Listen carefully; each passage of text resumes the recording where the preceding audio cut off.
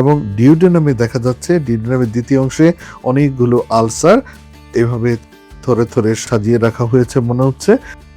আসসালামু আলাইকুম সুপ্রিয় ভাই বোনেরা, এই মুহূর্তে আমি মিনার্ভা হসপিটাল লিমিটেডের এন্ডোস্কোপি সুইট থেকে আপনাদের সামনে উপস্থিত হয়েছি।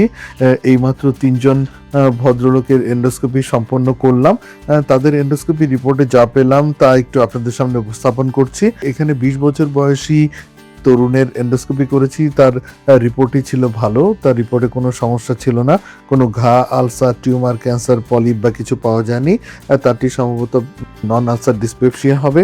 দ্বিতীয় যার এন্ডোস্কোপি করলাম তিনি 35 বছর বয়সী আরেক ভদ্রলোক, তার এন্ডোস্কোপি রিপোর্টটিও ভালো, তিনি নন আলসার ডিসপেপসিয়া হবেন।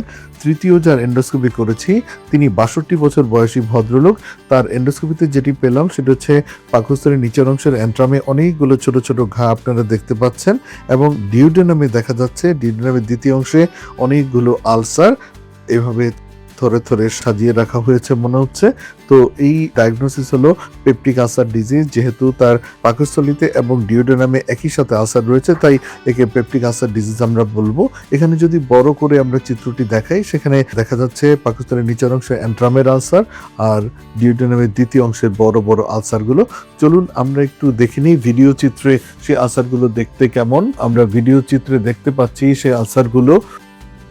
আমরা যদি বড় করে দেখাই আমরা এখানে দেখতে পাচ্ছি ডিওডেনামের দ্বিতীয় অংশে রয়েছি আমরা, এটি অ্যাম্পুলা অফ ভ্যাটার আপনারা দেখতে পাচ্ছেন। এই মধ্যে এখানে বড় ধরনের আলসার, এখানেও আলসার রয়েছে, আলসারগুলো বেশ বড় বড়।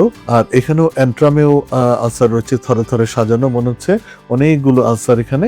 তো এই আলসারগুলো আমরা অনেক সময় দেখা যায় যারা দীর্ঘমেয়াদী ধূমপান করেন কিংবা অধিক রাত জাগেন, অ্যাসপিরিন জাতীয় ওষুধ খান এবং নিয়মিত খাবার গ্রহণ করেন না, তাদের ক্ষেত্রে এই ধরনের আলসারগুলো হয়ে থাকে। আপনি দেখতে পাচ্ছেন এই আলসারগুলো বেশ বড় বড় এবং পাকস্থলীর নিচের অংশে অ্যান্ট্রামে এবং একই সাথে ডিওডেনামে আলসার। তো একে পেপটিক আলসার ডিজিজ বলে। তো আমরা ওনাকে যথাযথ চিকিৎসা দিয়ে দেব ইনশাল্লাহ। আশা করি আগামী 1 মাসের মধ্যে তিনি সুস্থতা লাভ করবেন এবং আমরা 2 মাস পরে অর্থাৎ 8 সপ্তাহ পরে পুনরায় ওনার চেক এন্ডোস্কোপি করব, ফলো আপ এন্ডোস্কোপি করে আশা করব তখন আলসারটি সম্পূর্ণরূপে নিরাময় লাভ করবে। সবাই ভালো থাকবেন, সুস্থ থাকবেন। আল্লাহ হাফেজ।